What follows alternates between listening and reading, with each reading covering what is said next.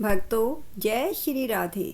आज की वीडियो में हम गीता के चौथे अध्याय दिव्य ज्ञान के छठे श्लोक का हिंदी रूपांतरण सुनेंगे, जिसमें भगवान श्री कृष्ण ने स्वयं अपने जन्म की विलक्षणता बतलाई है। जन्माष्टमी के अवसर पर हम ये सभी सुनेंगे। भगवान श्री कृष्ण स्वयं कहते हैं कि यद्यपि मैं अजन्मा तथा अविनाशी हूँ और यद्यपि मैं समस्त जीवों का स्वामी हूँ, तो भी प्रत्येक युग में मैं अपने आदि दिव्य रूप में प्रकट होता हूँ।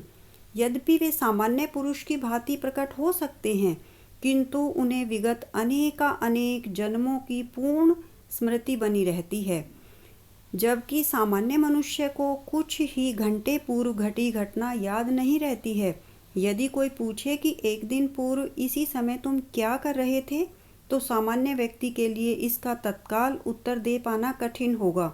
उसे याद करने के लिए अपनी बुद्धि को कुरेदना पड़ेगा कि वह कल इसी समय क्या कर रहा था। फिर भी लोग प्राय अपने को ईश्वर या कृष्ण घोषित करते रहते हैं।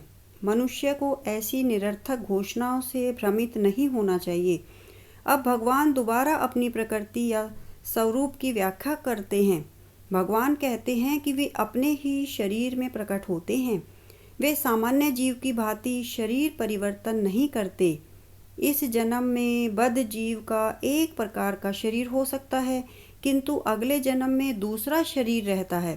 भौतिक जगत में जीव का कोई स्थायी शरीर नहीं है, अपितु वह एक शरीर से दूसरे शरीर में देहांतरण करता रहता है। लेकिन भगवान ऐसा नहीं करते।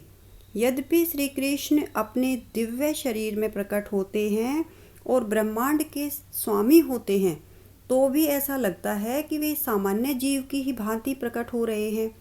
यद्यपि उनका शरीर भौतिक शरीर की भांति क्षीण नहीं होता, फिर भी ऐसा प्रतीत होता है कि भगवान कृष्ण बालपन से कुमारावस्था तथा कुमारावस्था से तरुणावस्था प्राप्त करते हैं।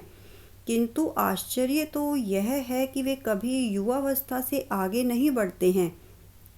कुरुक्षेत्र के युद्ध के समय अनेक उनके पौत्र थे।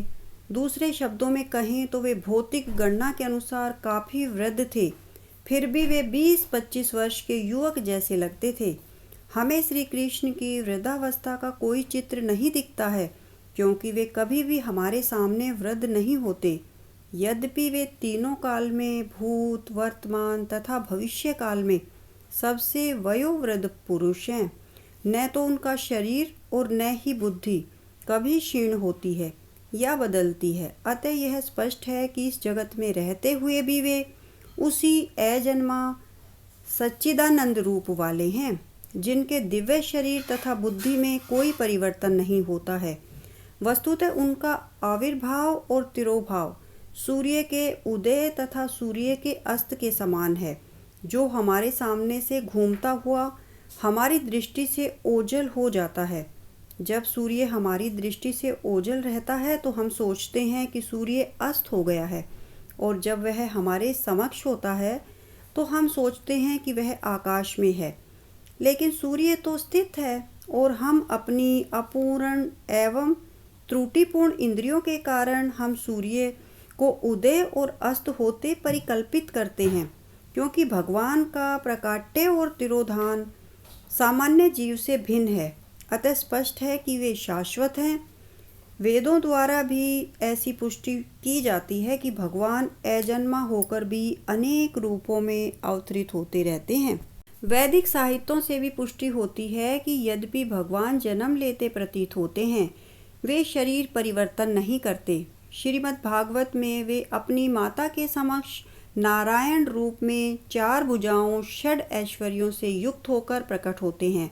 भगवान अपने समस्त पूर्व आविर्भाव और तिरोभावों से अवगत रहते हैं, किंतु सामान्य जीव को जैसे ही नवीन शरीर प्राप्त होता है, वह अपने पूर्व शरीर के विषय में सब कुछ भूल जाता है। वे समस्त जीवों के स्वामी हैं, क्योंकि इस धरा पर रहते हुए वे आश्चर्यजनक तथा अति मानवीय लीलाएं करते रहते हैं। अब प्रश्न यह किया जा सकता है कि इस संसार में भगवान क्यों आविर्भाव और तिरोभूत होते रहते हैं। यदा यदा हि धर्मस्य ग्लानिर्भवति भारत अभ्युत्थानं धर्मस्य तदात्मानं सृजाम्यहम्। हे भरतवंशी, जब भी और जहाँ भी धर्म का पतन होता है और अधर्म की प्रधानता होने लगती है, तब तब मैं अवतार लेता हूँ। भक्तों, यह सभी भगवान श्री कृष्ण ने अपने जन्म के बारे में गीता में कहा है। आपको यह छोटी सी जानकारी अच्छी और ज्ञानवर्धक लगी तो कृपया इस वीडियो को लाइक और शेयर कीजिए, और आप चैनल पर नए हैं तो चैनल अध्यात्म कथा सागर को कृपया सब्सक्राइब कर लीजिए, बेल आइकन को प्रेस कीजिए। धन्यवाद।